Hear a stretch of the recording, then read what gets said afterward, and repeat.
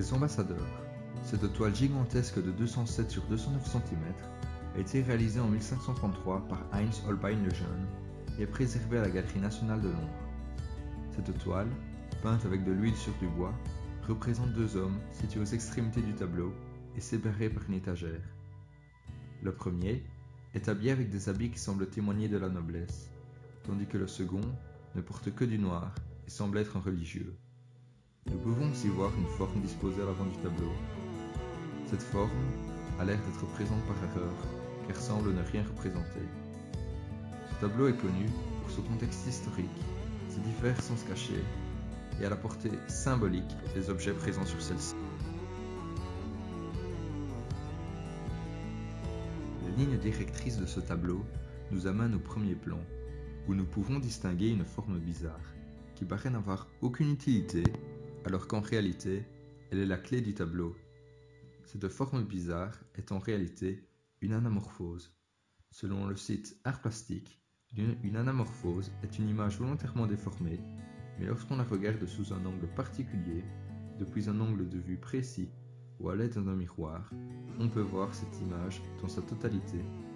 Dans ce cas-ci, en se déplaçant vers la droite, nous pouvons voir un crâne apparaître.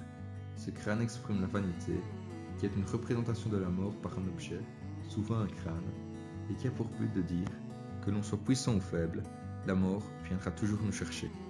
Le second plan représente deux hommes posés sur une étagère. Celui de gauche est Jean de Dinteville, alors que celui situé à droite n'est autre que son ami, Georges de Selve.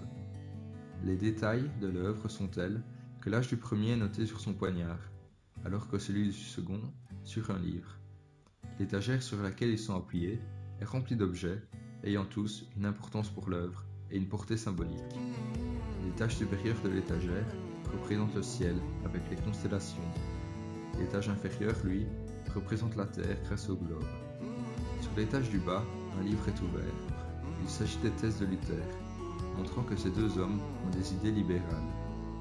Les autres objets présents sur cette étagère représentent le trivium et le quadrivium, qui sont les 7 arts libéraux de l'enseignement du Moyen-Âge.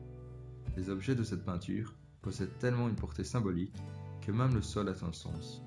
Il est semblable à celui de la chapelle Sixtine ou celui de l'abbaye de Westminster et représente le don de la vie par Dieu. La lumière, elle, vient de face et est représentée par l'ombre de Jean de Dinteville.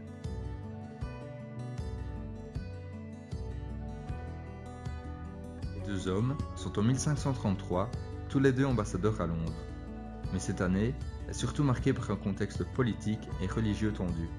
Le roi d'Angleterre, Henri VIII, organise un mariage secret, car le pape refuse qu'il se marie de nouveau, vu que celui-ci l'a déjà fait auparavant.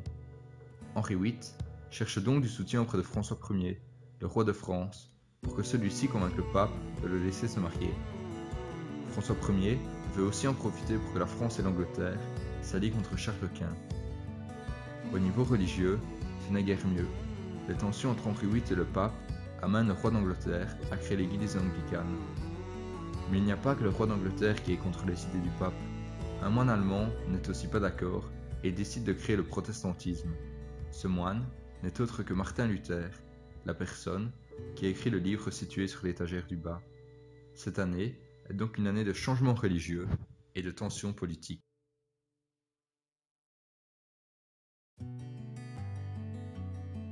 En conclusion, Heinz Holbein le Jeune fait passer un message important dans son œuvre.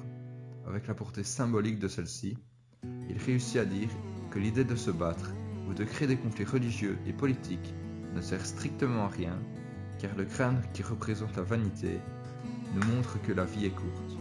Le sol, lui, nous montre qu'elle est un don de Dieu. Pourquoi donc la gâcher pour de simples histoires de territoire, d'alliances ou de conflits, amenant à de grands changements religieux? Le message de cette œuvre semble donc être de profiter de la vie, car elle est unique et courte.